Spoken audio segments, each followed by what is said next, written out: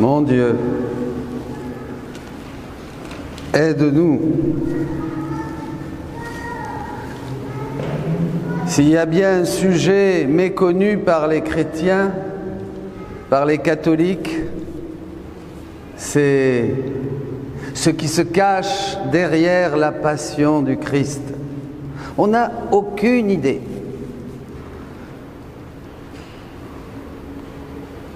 Et pourtant, Dieu veut tout nous dire.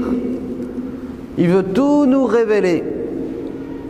Et grâce à cette lumière qu'il nous donne dans sa divine volonté, nous allons et nous comprenons la grandeur du mystère de Dieu.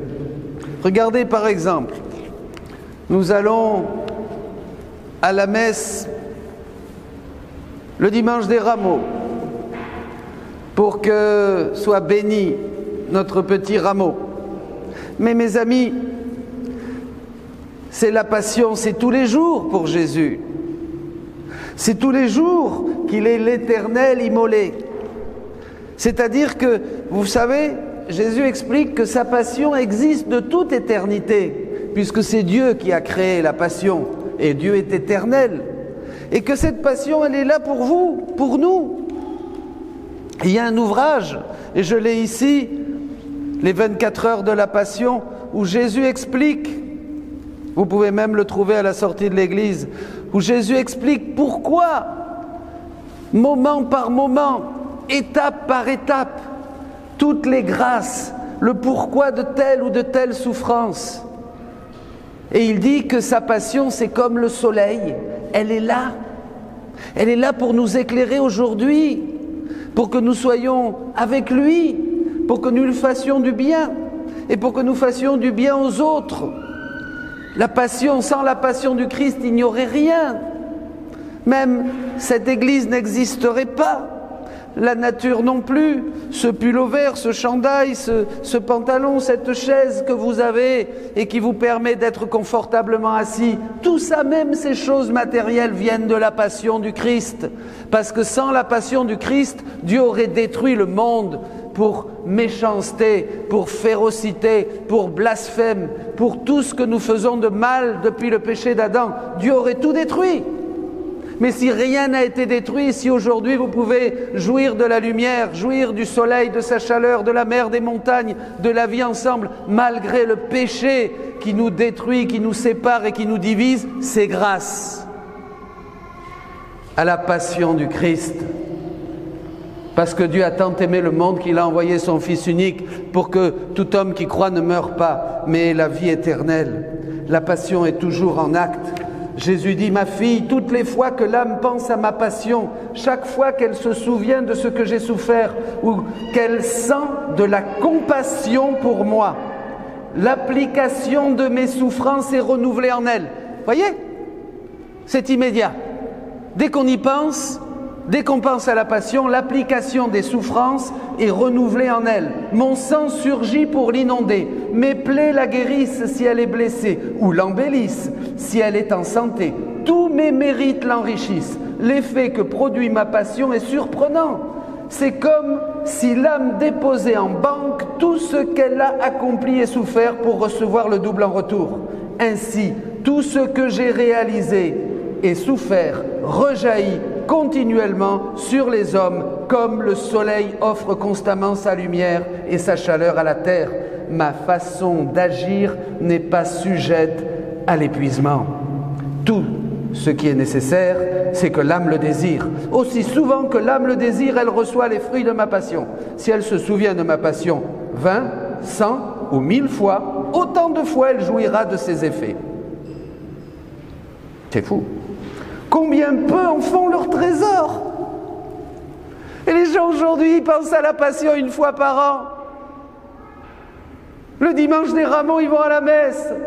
Mais ça va pas, on n'a rien compris. On a besoin constamment de nous remémorer et de demander que cette passion de Jésus qui permet au monde de continuer à vivre et à exister soit toujours active dans nos cœurs. On est lamentable, pas vrai? On est vraiment minable. Qu'est-ce qu'on fait à Dieu? En dépit de tous ses bienfaits, on voit tant d'âmes faibles, aveugles, sourdes, muettes et boiteuses. En somme, de dégoûtants cadavres vivants. Cadavres vivants. Pourquoi on oublie ma passion, alors que mes souffrances, mes plaies et mon sang offrent une force pour surmonter la faiblesse, une lumière pour donner la vue aux aveugles, une langue pour délier la langue des muets et ouvrir les oreilles des sourds, une voix pour guider les faibles, la vie pour les ressusciter. Tous les remèdes dont l'humanité a tant besoin peuvent être trouvés dans ma vie et dans ma passion. Mais les créatures méprisent cette médecine et ne profitent pas de mes solutions. Aussi, malgré ma rédemption, l'homme dépérit, comme s'il était affecté d'une tuberculose incurable. Ce qui me peine plus particulièrement, c'est la vue des personnes religieuses qui se donnent du mal pour des questions de doctrine, pour des spéculations et des histoires, mais qui n'ont aucun intérêt pour ma passion. Trop souvent, ma passion est bannie des églises, de la bouche des prêtres. Leurs paroles sont sans lumière et le peuple se trouve plus dépourvu que jamais. Si j'ai quelque chose à vous dire, c'est que la passion du Christ veut inonder vos cœurs, vos esprits de puissance, d'amour, de sainteté, de lumière et de beauté. Et que si vous l'avez entendu aujourd'hui, c'est une grande grâce de Dieu que vous soyez ici pour l'entendre. Pour entendre que sans la passion du Christ, vous n'aurez rien, ni ici-bas, ni après. Tout vient de la passion du Christ, disait déjà le grand théologien saint Thomas. D'ailleurs, mes amis, qu'est-ce qu'est venu faire Dieu? Qu'est-ce que veut Dieu d'abord? Il veut nous sauver? Non. Dieu ne veut pas nous sauver. Le salut, ça a été le plan B. Dieu voulait d'abord être avec nous. Il a sorti de son sein, du sein de la Trinité, il a sorti ad extra, on dira, le Christ, le royaume de Dieu, l'homme parfait, vrai Dieu et vrai homme, notre modèle, l'archétype, le Christ, vrai Dieu et vrai homme. Il l'a sorti parce que Dieu voulait qu'il y ait quelque chose en dehors de lui qui puisse le glorifier, qui puisse l'aimer, l'adorer, qui puisse manifester son royaume à l'extérieur de sa Trinité. Vous comprenez? Et il a créé le Christ. Jésus-Christ, le Verbe fait chair. Et l'homme a été modelé à l'image et à la ressemblance de Jésus. Mais le plan a foiré. Je vais vous prendre une comparaison. Pensez à un agriculteur. Ici, beaucoup sont agriculteurs, viticulteurs. Ben voilà, pensez à un brave agriculteur qui part avec son âne. Avec son âne pour aller travailler à son champ et finalement labourer et faire ce qu'il faut. Qu'est-ce qui se passe? En chemin, l'âne passe près d'un ravin et se casse la figure. Il tombe dans le ravin et il est au fond du ravin. Oh, l'agriculteur est catastrophé parce qu'il a besoin de son âne pour aller travailler le champ et pour récolter la belle moisson. Il a besoin de son âne. Sans l'âne, il ne peut rien faire. Alors il va chercher une corde, et puis il envoie la corde et il attrape l'âne là où il peut, à l'oreille, au cou, à la patte. Et l'âne gesticule, l'injure. Mais pourquoi il me fait ça? Il me fait mal, il me fait mal, il me fait mal. Et puis l'âne, finalement, avec beaucoup après s'être débattu autant qu'il pouvait, arrive de nouveau sur la terre ferme. Et là, il le prend et il l'envoie. Et ils vont travailler. Il va le faire travailler. C'est ça l'histoire du salut. Le plan Dieu voulait être avec nous. Il voulait nous faire travailler, nous partager tous ses dons, toutes ses merveilles, tous ses trésors. Nous étions faits pour vivre avec tous les attributs de Dieu. Nous étions en Adam un écho de Dieu. Tout ce que Dieu nous donnait, il se déversait en nous avec plaisir, avec joie, avec bonheur. Il marchait en fin d'après-midi avec Adam dans le jardin de l'Éden. On a tout fichu en l'air. Par la désobéissance, on s'est privé de tous les dons de Dieu, de la vie divine, de la divine volonté qui nous permettait de recevoir Dieu et de renvoyer à Dieu, de vivre une vie de bonheur. On a tout perdu et nous sommes entrés dans cette situation de l'homme déchu. Je vous disais au début de la messe, regardons-nous avec nos masques, les malades, les morts.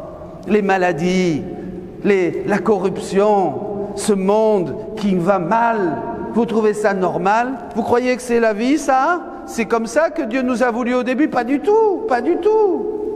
Nous sommes tombés dans le ravin comme l'âne. Alors Dieu nous a envoyé une corde, Jésus-Christ, la croix. Mais on n'aime pas la croix. Ah, la croix alors, dis donc, pas rigolo ça, hein? Faut être résigné, faut accepter la croix, faut la prendre, marcher tous les jours.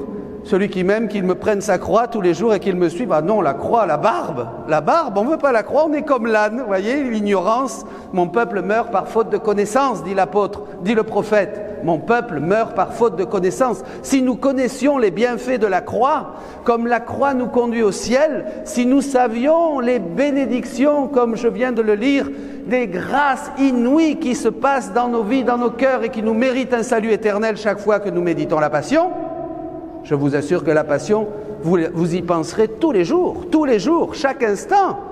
Parce que c'est la grâce des grâces, c'est ça qui nous ouvre les yeux, les oreilles. Vous avez vu, on était aveugles et on commence à comprendre. Alors on est tombé. Eh bien Jésus avec la croix, et on se débat évidemment, surtout on prie, je vais vous dire mieux, on prie pour pas en avoir. Oh Seigneur, que je sois en bonne santé. Oh Seigneur, que ma fille se marie bien. Oh Seigneur, qu'il ne m'arrive jamais rien de mal. Oh Seigneur, que je sois ceci, que je sois cela. On prie pour éviter la croix. C'est pas mal ça. On est bien hein, quand même, on est bien là-dedans. Hein. À la croix, non, on n'a rien compris au plan du salut. En fait, le plan B est devenu le plan 1. C'est-à-dire, maintenant, si on a besoin de la rédemption, on a besoin de cette corde, parce que Dieu veut nous mettre de nouveau dans l'état, l'ordre, le but pour lequel il nous avait créés, c'est-à-dire des hommes comme des dieux, dira Jésus. La loi dit, vous êtes des dieux, comme des dieux. Nous voulons vraiment, et voilà ce que veut Dieu, pour qu'on puisse aller travailler, parce que le plan de Dieu, c'est que nous travaillons à son royaume, c'est que nous travaillons avec lui, c'est que nous multiplions les paradis, les vies divines, les grâces. Dieu veut que nous soyons participants avec lui de son agir, coopérants avec lui. C'est ça la finalité. C'est pas la rédemption, c'est pas le salut. 5 gouttes de sang de Jésus suffisent pour nous sauver de notre péché. Jésus est venu, alors donc le plan B est devenu, eh bien oui, le plan B, c'est Jésus nous réconcilie. Il souffre sa passion, il nous pardonne nos péchés, il nous tire de ce fond, de cet abîme, de ce ravin, pour que nous puissions de nouveau retrouver notre état normal, sans masque, en bonne santé spirituelle, en bonne santé de corps et d'âme. Voilà le plan de Dieu. C'est extraordinaire. Alors, Jésus nous invite maintenant, à méditer la passion. L'homme a abusé de tout. Parce que tous les points, il s'est éloigné de celui qui pouvait l'aider. Ma fille, que la lumière de ma passion soit toujours présente à ton esprit, car à la vue de mes très amères souffrances, les tiennes paraîtront minimes. De plus, en réfléchissant à la cause principale de mes souffrances, qui est le péché, tes moindres imperfections te paraîtront graves. Par contre, si tu ne fixes pas ton regard sur moi, la moindre souffrance, te deviendra un fardeau et tu considéreras tes fautes graves comme sans importance. Vous avez la feuille, tous. Aujourd'hui, on dit qu'on est catho, mais on fait ce qu'on veut. On dit qu'on est catho, mais on se moque bien, par exemple, de lois qui sont complètement barbares, comme l'avortement. On dit qu'on est catho, mais on ne va pas se priver de plaisir et on va utiliser la contraception à tire-larigot. On s'en fout. On dit qu'on est catho, mais on boit, on mange, on fume, quand c'est pas de l'herbe ou qu'on ne prend pas une petite drogue de temps en temps pour certains, parce que, quand même, hein, voilà. On dit qu'on est catho, mais on tolère toute chose. On dit qu'on est catho, mais on ne prie pas vraiment. on dit qu'on est catho, mais vous voyez les messes qui sont pleines. Est-ce que vous croyez que les gens ont compris ce que c'était la Passion? Non, seulement on va se rappeler de la Passion le dimanche des rameaux. Et on va arriver avec son petit rameau béni, on va le mettre à la maison. Un jour, j'ai quelqu'un qui m'a dit ça. Je lui ai dit, vous croyez, vous pratiquez? Ah oui, mon père. Il m'a dit, regardez là, ici, j'ai mon rameau béni. Ah, j'ai dit ça, bravo. Eh bien voilà, ça c'était toute sa piété. Ça va pas, on est malade. Comprenez? On a perdu l'intelligence. On est dans cette ignorance dont parle le prophète, dans cette méconnaissance totale de qui nous sommes. De qui nous sommes? Tu sais qui tu es?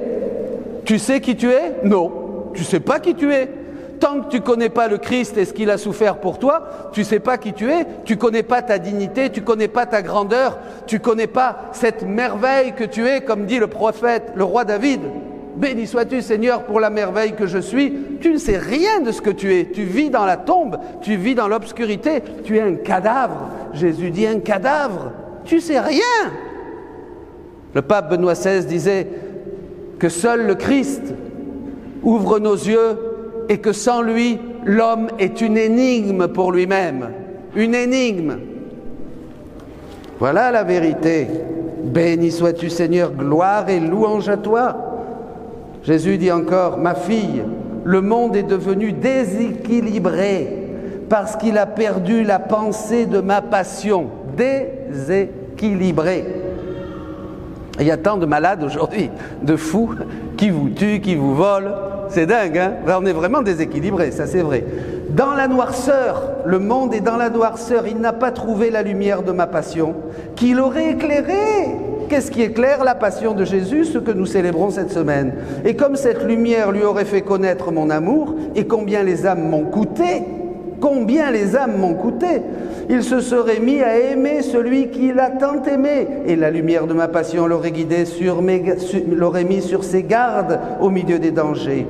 Dans la faiblesse, il n'a pas trouvé la force de ma passion qui l'aurait soutenu. Dans l'impatience, il n'a pas trouvé le miroir de ma patience qui lui aurait infusé le calme et la résignation. Et à la vue de ma patience, il se serait senti gêné et se serait fait un devoir de se dominer. Dans les souffrances, il n'a pas trouvé le réconfort des souffrances d'un Dieu qui lui aurait infusé l'amour de la souffrance. Dans le péché, il n'a pas trouvé ma sainteté qui lui aurait infusé la haine du péché. Ah, l'homme a abusé de tout, parce que sur tous les points, il s'est éloigné de celui qui aurait pu l'aider. Voilà pourquoi le monde est devenu déséquilibré. Il s'est comporté comme un enfant qui ne veut plus reconnaître sa mère, ou comme un disciple qui, reniant son maître, ne veut plus entendre ses enseignements.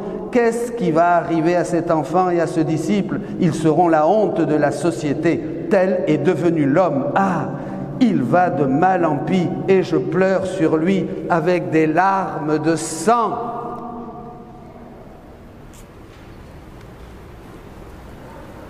On est déséquilibré.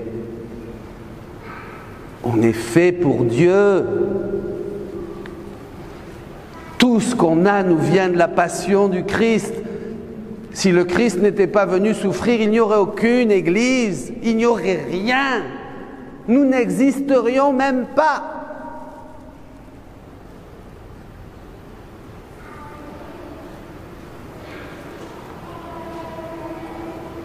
La passion de Jésus, et je termine avec ça, pour vous donner une petite idée, et pour que cette semaine soit pour tous, dans cet abîme de noirceur, de puanteur dans laquelle nous vivons aujourd'hui, notre société contemporaine, et je ne vais pas donner la litanie des abominations, des horreurs qu'il y a sur toute la planète. Je vais vous dire 2, 3 petites choses. Jésus a eu une triple passion. D'abord, une passion d'amour. Quand je vous disais, rappelez-vous que la passion est éternelle, que c'est un soleil qui se donne à nous. Donc aujourd'hui, comme hier, c'est la même chose. Vous êtes contemporains de la passion du Christ. Ce n'est pas une histoire qu'on fout au rencard et qu'on se rappelle une fois l'an.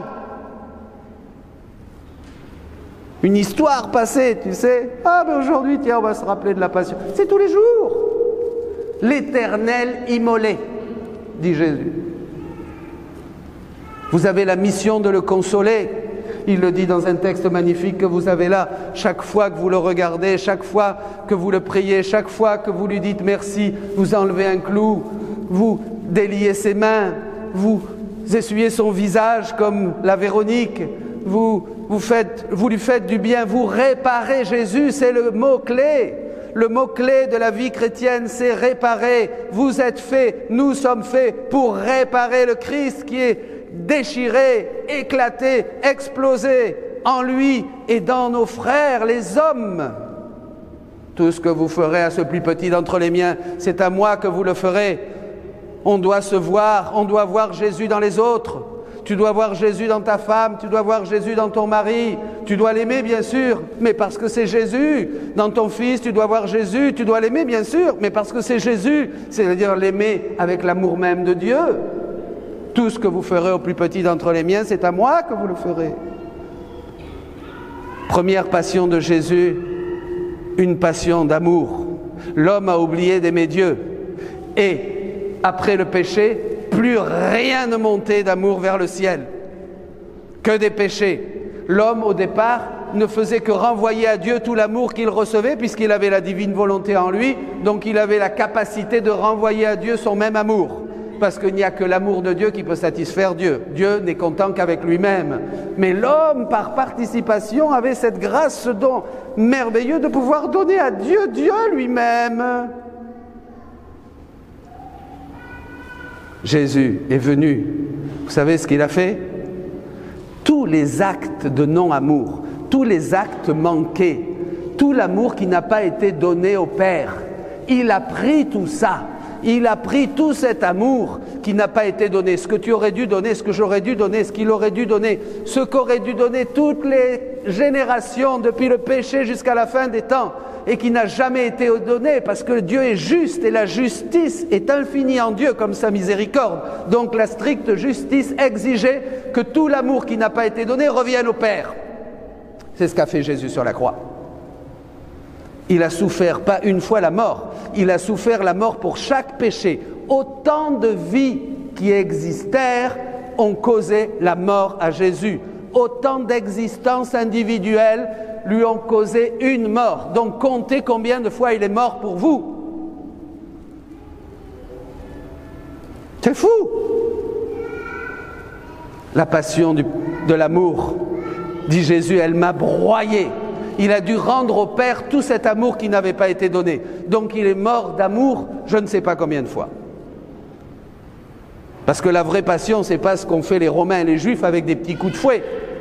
Ça, c'est rien, dit Jésus. La vraie passion, c'est ce qu'il a vécu à l'intérieur. Et la vraie passion, je vais vous dire, c'est pas les hommes qui lui ont infligé la vraie passion. Nous ne sommes rien, nous. C'est le Père.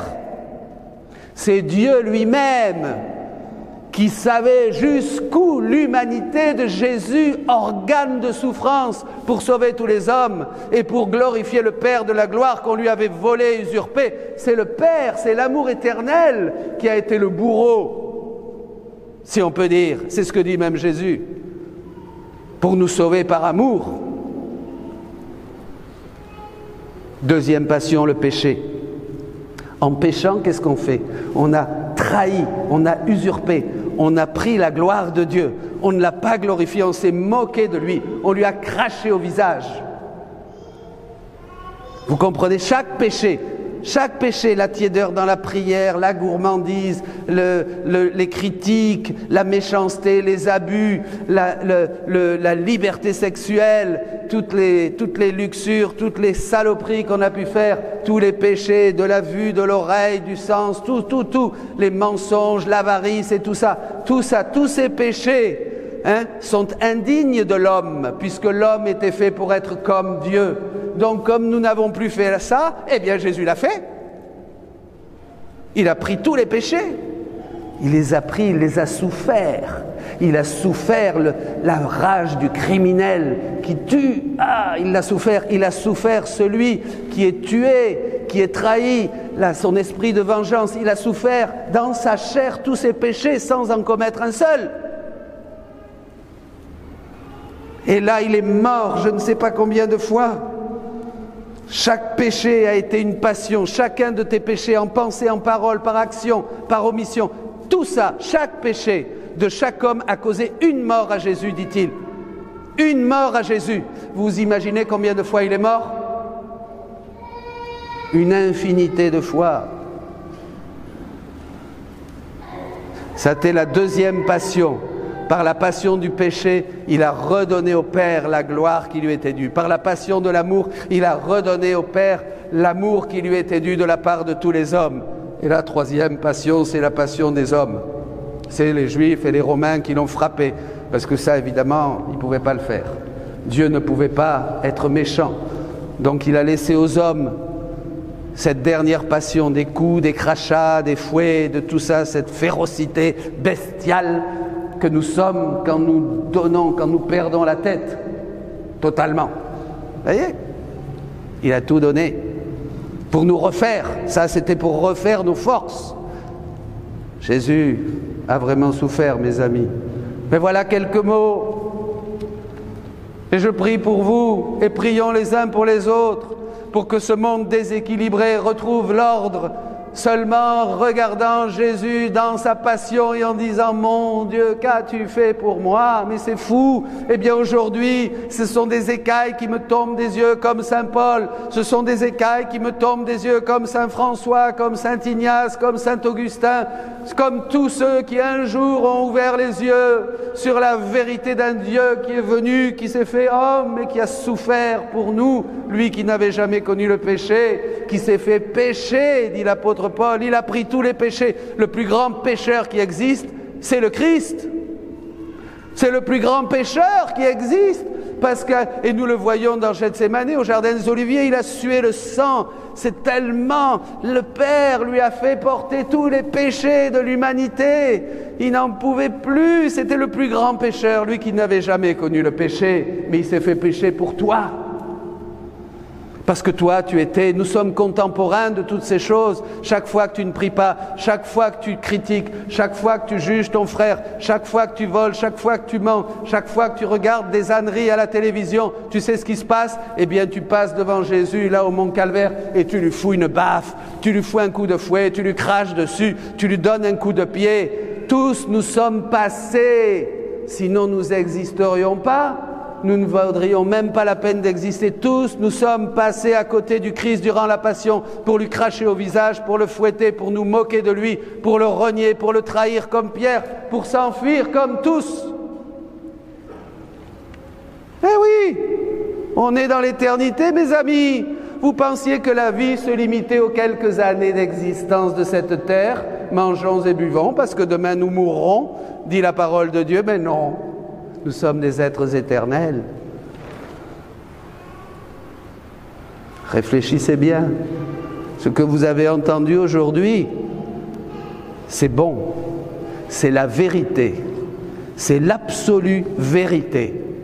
Parce que je vais vous dire, le Christ a dit, seule la vérité vous rendra libre et fera de vous des vrais disciples. Autrement dit, de vrais chrétiens. Soyez bénis et bonne semaine sainte.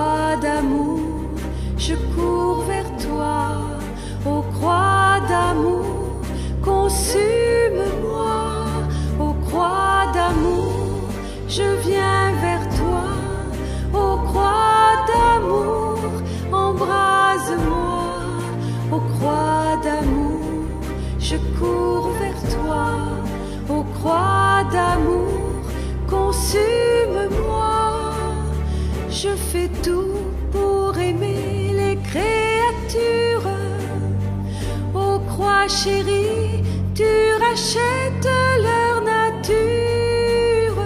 Je place en toi mes enfants aux saintes croix. Tu seras la lumière de leur pas.